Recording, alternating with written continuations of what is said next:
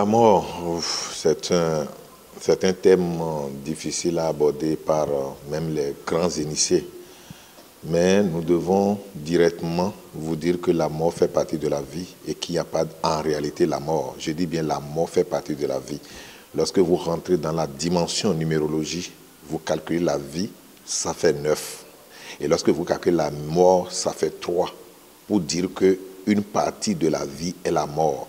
Vous prenez un organisme qui tombe et qui meurt. À un moment donné, vous allez constater que cet animal ou cet être qui est mort va commencer par se décomposer. En réalité, qu'est-ce qui se passe? Tous les éléments qui forment l'être se séparent. La séparation égale la mort et la composition égale la vie. La décomposition égale la mort et la composition égale la vie. Et vous rentrez dans le livre de Marie-Madeleine, l'évangile de Jésus à travers Marie-Madeleine. Je crois bien que ce n'est pas un livre lu par beaucoup de personnes.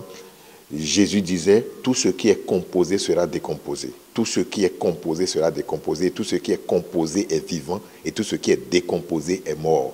Et donc, même décomposé, les petits êtres qui forment l'être grand va nourrir maintenant la forêt, va nourrir maintenant les arbres, va nourrir maintenant d'autres animaux. Et cela voudra dire que rien ne peut mourir. L'homme est formé de l'eau, de la terre, de l'air et du feu. À la mort, chaque élément se sépare. Mais le feu ira vers la dimension du feu, donc le feu ira dans le soleil, qui est son origine. L'air ira dans la dimension de l'air, qui est l'anima moudi, c'est-à-dire qui est le souffle du monde. L'eau ira dans la dimension de l'eau, qui est l'océan. Et la terre restera dans la terre. Cela sous-entend qu'on ne meurt pas. Mais qu'est-ce qu'en est-il lorsqu'on dit les jeunes meurent aujourd'hui? Plusieurs notions peuvent expliquer cela. Quoi? Il y a plus du monde aujourd'hui que hier. Et à ce niveau, il y a plus de combativité pour se donner un titre dans la société. Sur ce, l'homme doit prendre tous les risques possibles. Et c'est ce qui amène les jeunes aujourd'hui à tenter leur destin. Deuxième possibilité, c'est que beaucoup de jeunes se disent mieux vaut avoir quelque chose et se faire un nom, mourir et permettre à ces enfants de pouvoir de se lancer dans la vie. Et donc, moi-même, j'ai vécu un homme était venu me voir pour me dire quand je n'ai pas d'argent et que les gens me traitent de pauvre, cela me donne la chair de poule et cela me pousse même à me suicider. Je préfère posséder aujourd'hui et demain en manquer. Donc, cela sous-entend que les jeunes aujourd'hui sont prêts à tout pour pouvoir se donner un nom. Après, maintenant, ils peuvent partir. L'autre notion qu'il ne faut pas négliger, c'est quoi? À un moment donné, il y a ce qu'on appelle l'énergie juvénile qui anime les gens. Vous imaginez un jeune qui, par la chance des choses, gagne un blanc avec un peu d'argent, va se faire saouler et sur sa moto, va rouler comme il ne faudrait pas rouler. Et sur ce, qu'est-ce qui est la conséquence qui attend cela? C'est peut-être un accident grave ou la mort. Et pour aller encore loin, il y a aussi cette notion de destin où certaines âmes qui, de par leur dimension d'accomplissement, ne restent pas beaucoup. Et elles sont venues juste pour accomplir, pour faire une laps de temps et après laisser le corps. Et il y a une dimension hautement spirituelle que tout le monde ne maîtrise pas. C'est quoi? Lorsque quelqu'un meurt, son corps mental ne désagrège pas. Et en mourant, il part, il laisse son corps mental. Mais pour revenir, il peut ne pas utiliser son corps mental et prendre un corps mental d'un autre. Donc, il peut prendre un corps mental d'un gars célèbre de l'autre vie. C'est-à-dire que monsieur Is, en revenant cette fois-ci, peut prendre le corps mental de Leonardo da Vinci. Et comme ça, il va faire les choses exactement comme Leonardo da Vinci. Mais c'est pour un temps précaire parce que Leonardo da Vinci même peut être prêt à revenir sur Terre. Et donc, quand nous étions petits, on nous lit ça dans certaines histoires ou certaines légendes du Fa où on dit Dobligodo. Dobligodo, Tomé. Et on dit que Dobligodo est en train de voyager, mais pour voyager, il n'est que le tronc.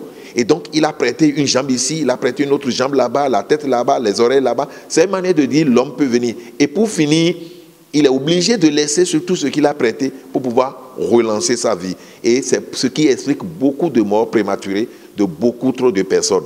Encore que c'est notre mental qui dicte notre séjour sur la terre. Si vous voulez vivre longtemps, c'est à travers votre mental, à travers votre capacité à vous battre, à travers votre capacité à vous battre encore et encore, et avoir suffisamment de rêves. Imaginez que mon rêve est de fonder un foyer à Cotonou et d'amener les enfants à l'âge où ils n'auront plus peur. Et au même moment, j'ai un autre rêve, c'est que je dois fonder encore un foyer en France, un foyer en Angleterre, en Allemagne, et aider tout ce monde-là.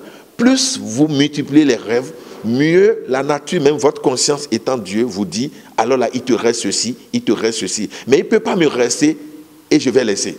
Et donc, sur ce, plus les rêves se multiplient, mieux je fais attention moi-même et je me bats pour accomplir ces rêves. Ce qui doit amener les gens à être à l'aise. Maintenant, aujourd'hui, il faut gagner un peu, aller en boîte, bouffer, oublier qu'il reste tellement des choses à faire, chanter, danser, sauter. Vous imaginez, moi-même j'écoutais le grand Arafat qui venait de partir et il disait, il accompagnait les mots, c'est-à-dire, et le journal lui demandait, mais ces mots-là voudraient dire quoi? Il dit, ça ne veut rien dire, il faut entendre seulement et danser. Cela sous-entend que lui-même, ce n'est que la joie de l'âme, les émotions qu'il est là seulement pour purifier. Et c'est pour cela qu'il est nécessaire de dire à tout le monde, mes fans, je suis là pour vous, je suis là pour vous donner la joie. Vous voyez, il est là seulement pour purifier ses émotions et faire purifier les émotions du monde et repartir tout simplement. Et donc, des mots comme ça, parfois, la personne aurait accompli son destin